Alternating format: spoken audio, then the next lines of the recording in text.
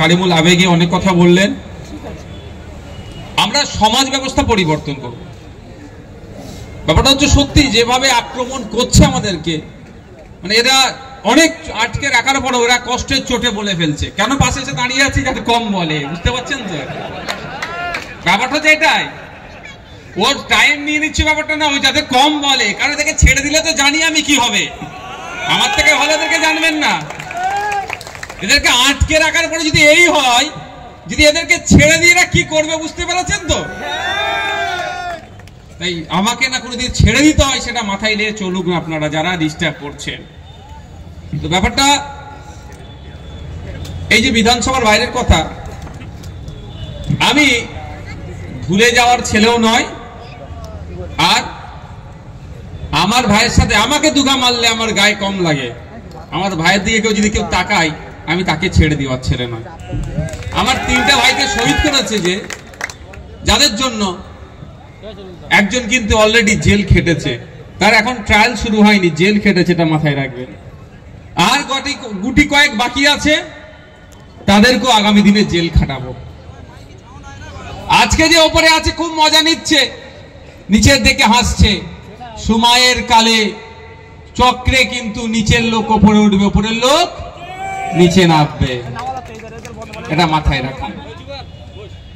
আমি আমার ওহিদুল কোথায় গেল, আছে এখানে? ওহিদুলের বাড়িতে গিয়েছিলাম। ওহিদুলের বাড়িতে রাত্রিরে পুলিশ এসে অকথ্য ভাষায় গালিগালাজ করেছিল। আমি ওহিদুলের বাড়িতে গিয়ে ঠিক যে কথা আমাদের কারিমুল বলল, যারা যেখানে পোস্টিং আছে এখানে ঘুরে নিয়ে আসবো, এটা কিন্তু আমি 2 বছর আগে বলেছি। সময় কথা বলবে। আমি 2 বছর আগে এটা বলে রেখেছি, যে যেখানেই আছে ধরে ঘুরিয়ে নিয়ে এসে বাংলার মানুষকে স্যালুট দিয়ে করাবো, স্যালুট দিয়ে করাবো, ছেড়ে কথাই বলবো না। আর যেটা বললো পুলিশ মন্ত্রী, আমার ব্যক্তিগত বলছি কোনো মন্ত্রিত্ব নেওয়ার শখ নাই। আমি চাইবো যার যেটা ডিউটি আছে সে সঠিক পালন করুক। আমি চাইবো চাই যে একটা পুলিশ নিরপেক্ষতার সাথে কাজ করুক। সেই পুলিশ থানাতে গিয়ে কোন শাসক দলের চাটুকার না গিয়ে পুলিশকে থ্রেট করে এটা না করলে তোমাকে ট্রান্সফার করে দেবো, ওই সমাজ ব্যবস্থা ধ্বংস করব। পুলিশকে নিরপেক্ষতার সাথে কাজ করতে দেব। যে সমাজ বিরোধী, যে ক্রিমিনাল, যে সমাজকে কুলসিত করতে চাই, যদি আমার দলের জন্য একে আমি আটকে লুকিয়ে রাখবো আর অন্যের নামে মিথ্যা কেস করাবো, ও দিয়ে আমি করার পক্ষে নয়। সুতরাং আমার মিনিস্ট্রি নেওয়ার ইচ্ছে নয়। যদি আমার মিনিস্ট্রি নেওয়ার ইচ্ছে থাকতো তাহলে একটা নয় একাধিক মন্ত্রিত্ব নিয়ে আমি থাকতে পারতাম অলরেডি, কিন্তু আমি সেটা নিয়ে আইনি। আর আমার